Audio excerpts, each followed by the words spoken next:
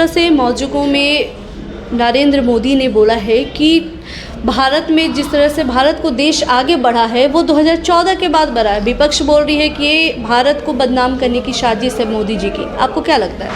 चुनाव के समय नरेंद्र मोदी जी ये बोलते थे कि अगर राहुल गांधी की जीत होती है तो वो आउट ऑफ इंडिया घूमने चले जाएंगे, लेकिन यहाँ मामला ही अलग है। वो out of India Narendra Modi ji है और मणिपुर में राहुल गांधी है। फिर मोदी जी ने अभी तक नीट पेपर पे चुप्पी क्यों साध रखी है? सड़कों पे से लेकर सदन तक राहुल गांधी जो विपक्ष के नेता है वो नीट पेपर पे आवाज़ उठा रहे हैं। लोको पायलट से भी मिलने गए थे आप, जैसा कि आप लोगों ने वीडियो भी देखा है, और उनकी भी आवाज़ को सदन में उठाया जाएगा। लेकिन हमारे जो चौकीदार है नरेंद्र मोदी ने ही चुप्पी साध रखी है। अग्निवीर पे क्या कुछ कहना चाहेंगे? अग्निवीर पे विपक्ष ने भी लगातार सवाल उठा रहे हैं कि अग्निवीर जिस तरह से 4 साल का है उसे बंद किया जाए।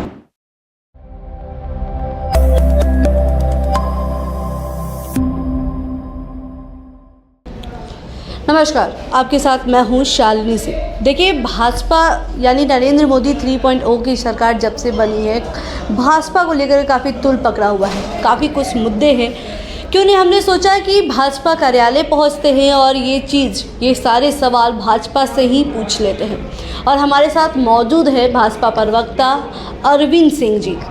अरविंद सिंह जी, जिस तरह से मौजूदों में नरेंद्र मोदी ने बोला है कि भारत में जिस तरह से भारत को देश आगे बढ़ा है वो 2014 के बाद बढ़ा है। विपक्ष बोल रही है कि ये भारत को बदनाम करने की साजिश है मोदी जी की। आपको क्या लगता है? देखिए, कांग्रेस के प्रधानमंत्री हुआ करते थे स्वर्गीय राजीव गांधी जी। वो कहते थे कि हमारे यहाँ से जब 1 रुपया चलता है तो गरीब के पास 15 पैसा पहुँचता है। ये प्रधानमंत्री का स्टेटमेंट था। इससे बड़ा दुर्भाग्य इस देश में क्या होगा? जो देश के प्रधानमंत्री कहते हैं कि इतना बड़ा घोटाला हमारे शासनकाल में हो रहा है, तो देश में पाई का हिसाब नरेंद्र मोदी सरकार ने लेना चालू किया। गरीबों के खाते में अगर 1 रुपया चलता है तो 1 रुपया पहुंचाने का काम नरेंद्र मोदी ने करना चालू किया। और देश के यशस्वी प्रधानमंत्री नरेंद्र मोदी जी ने आज विश्व में को 5वीं विश्व में आर्थिक महाशक्ति के रूप में भारत को बना दिया है। 3य आर्थिक महाशक्ति हम बनने जा रहे हैं। तो ये कल्पना सोचा भी नहीं था हम लोग सोचते थे कांग्रेस के शासनकाल में कि गरीबी रेखा में 22वां नंबर पर देश खड़ा रहेगा कि 25वां नंबर पर खड़ा रहेगा, और हम आज दुनिया में 3य अर्थव्यवस्था बनने जा रहे हैं। तो ये नरेंद्र मोदी जी का दिन है। विदेश नीति हो, घर की नीति हो, बाहर की नीति हो, विकास नीति हो, राष्ट्र की नीति हो, सारे जगह नरेंद्र मोदी हैं। चुनाव के समय नरेंद्र मोदी जी ये बोलते थे कि अगर राहुल गांधी की जीत होती है तो वो आउट ऑफ इंडिया घूमने चले जाएंगे, लेकिन यहाँ मामला ही अलग है। वो out of India Narendra Modi ji है और मणिपुर में राहुल गांधी है। उसका कारण है, कोई पिकनिक मनाने जाता है और कोई देश को आगे बढ़ाना चाहता है। G7 कल्पना से बाहर है कांग्रेस पार्टी का। G20 का अध्यक्षता करना ये कल्पना से बाहर है कांग्रेस पार्टी का। कभी ख्वाब में भी नहीं सोचा होगा कि ऐसा अवसर मिलेगा। तो माननीय प्रधानमंत्री जी विश्व को आज नेतृत्व कर रहे हैं। विश्व में रूस, अमेरिका जैसे देश, आज पुतिन उनके जिस गाड़ी से वो ट्रैवल कर रहे हैं उसका ड्राइविंग सीट पर बैठ करके और रसा के राष्ट्रपति उस गाड़ी को चला रहे हैं। ये सौभाग्य भारत को दुनिया में पहली बार दिलाने का काम माननीय प्रधानमंत्री नरेंद्र मोदी जी ने किया कि भारत विश्व गुरु है, दुनिया का नेतृत्व करने की क्षमता है। लेकिन कांग्रेस पार्टी कटोरा लेकर के खड़ा रहता था कि कोई योगदान दे दे, कुछ कहीं से आर्थिक फंड मिल जाए। जो स्थिति पाकिस्तान था उसका थोड़ा सीनियर बड़ा भाई हम लोग को बना के छोड़ दिया था। फिर मोदी जी ने अभी तक नीट पेपर पे चुप्पी क्यों साध रखी है? सड़कों पे से लेकर सदन तक राहुल गांधी जो विपक्ष के नेता है वो नीट पेपर पे आवाज़ उठा रहे हैं। लोको पायलट से भी मिलने गए थे आप, जैसा कि आप लोगों ने वीडियो भी देखा है, और उनकी भी आवाज़ को सदन में उठाया जाएगा। लेकिन हमारे जो चौकीदार है नरेंद्र मोदी ने ही चुप्पी साध रखी है। कुछ पॉलिटिकल जोकर हैं इस देश में, जो सर्कस में होता है, तो वो सारे लोगों का कान में ठेपी लगाए हुए हैं सच्चाई समझने से।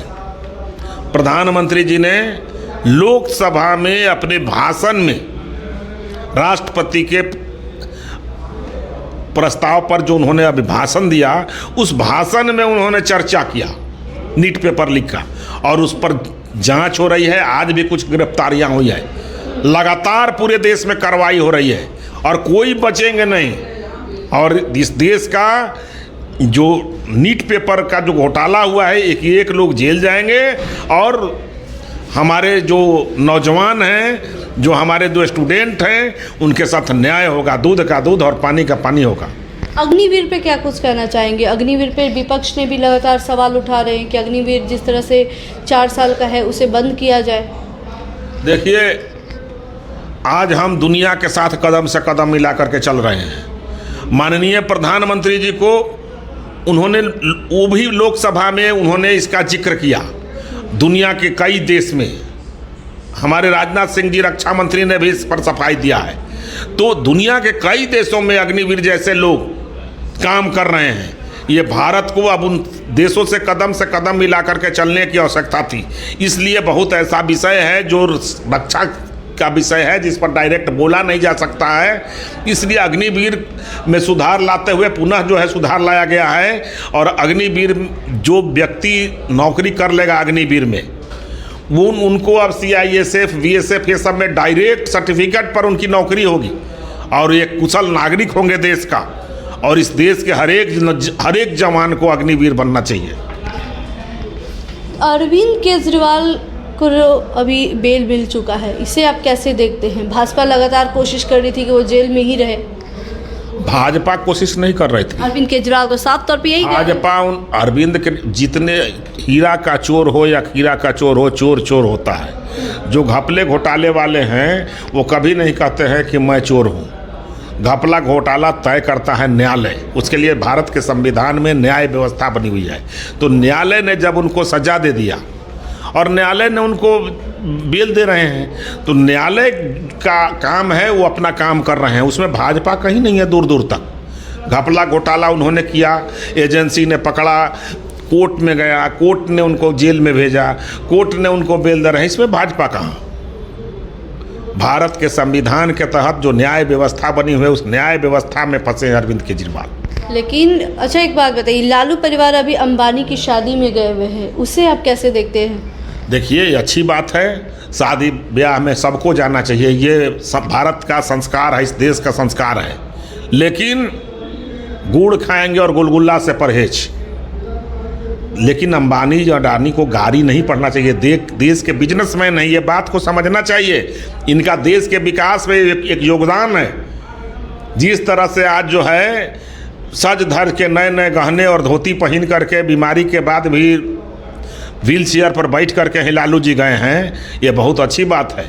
लेकिन ये बताना चाहिए देश के जनता को, जिसको गाली पड़ते थे कि अंबानी अडानी ऐसे है, भाजपा से संबंध है, ये भी बताना चाहिए कि मेरी भी संबंध है। और वो लोग इस देश के उद्योगपति हैं, बिजनेसमैन हैं, देश को आगे बढ़ाने का काम करते हैं। ये नहीं कि गुड़ खाएंगे और गुलगुल्ला से परहेज करेंगे। अब ये साबित हो गया देश के जनता के पास कि ये लोग सबसे बड़ा झूठा और राजनीतिक फ्रॉड है।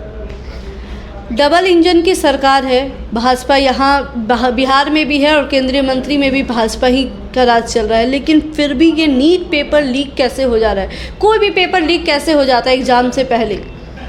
देखिए, अगर हो जाता है तभी इसमें जो घपले घोटाले करने वाले लोग हैं, जो लीक करने वाले लोग हैं, इनको अरेस्टिंग हो रही है, इन पर कार्रवाई हो रही है, जांच एजेंसियां काम कर रही है। देश के इसी देश के नागरिक हैं, नागरिक है, लेकिन वो हैं किसके? विपक्ष जिस के हैं इस या- देश के नागरिक हैं, विपक्ष के हों, सत्ता पक्ष के हों, किसी भी पक्ष के हों, इस देश के नागरिक हैं और वो न्याय व्यवस्था के साथ, भारत के कानून के साथ खिलवाड़ कर रहे हैं, लोगों के भविष्य के साथ खिलवाड़ कर रहे हैं। ऐसे लोगों को कभी देश को माफ़ नहीं करना चाहिए, कानून को माफ़ नहीं करना चाहिए।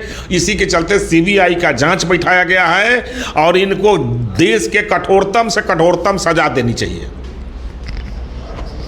खैर, हमारे कई सारे मुद्दे थे और उन मुद्दों पर अरविंद जी ने क्या कुछ कहा है आपने ये भी सुना है। खैर, आपको क्या लगता है कि इस देश में या वाकई में 2014 के बाद भी देश में विकास हुआ है? विपक्ष जो नरेंद्र मोदी पर इल्ज़ाम लगा रही है, क्या वो गलत है या सही है? हमें कमेंट बॉक्स में ज़रूर बताएं।